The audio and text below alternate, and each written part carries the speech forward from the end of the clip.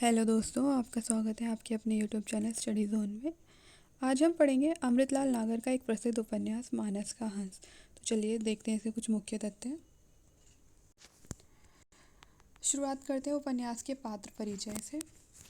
तुलसीदास ये केंद्रीय पात्र है और उपन्यास का नायक है। पार्वती तुलसी का लालन पालन करने वाली स्त्री है। नरहरि बाबा तुलसी के गुरु हैं। शेष सनातन तुलसी के गुरु हैं। मोहिनी तुलसी की प्रेमिका है। रत्नावली तुलसी की पत्नी है। दीनबंधु पाठक ये रत्नावली के पिता हैं। तारापति तुलसी का पुत्र है। अब देखते हैं उपन्यास के कुछ मुख्य तथ्य।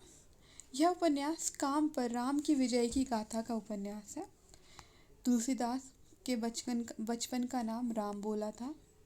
तुलसीदास का पालन पोषण पार्वती अम्मा ने किया था। इस उपन्यास में तुलसी के काम और राम का द्वंद्व दिखाई देता है।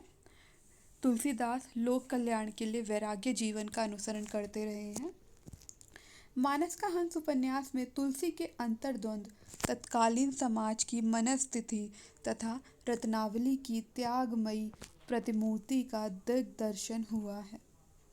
तुलसीदास लोलार कुंड के मठ में कृष्ण जी की आरती करते थे। तुलसी जी के ध्यान में कभी कभी हनुमान जी प्रकट होते थे। उपन्यास में तुलसी और रत्नावली का संवाद मर्मस्पर्शी है। रत्नावली में त्यागमयी नारी का चित्र परिलक्षित होता है। सभी प्रकार की साधना करने पर भी तुलसी को भगवान का प्रत्यक्ष दर्शन नहीं हो पा रहा था। इस बात को लेकर जो उपन्यास में तुलसीदास बड़े दुखी रहते हैं कि वह सब प्रकार से साधना करते हैं पर फिर भी भगवान उनको अपना प्रत्यक्ष दर्शन दे ही नहीं रहे थे। इस बात से लेकर वह उपन्यास से परेशान होते हैं।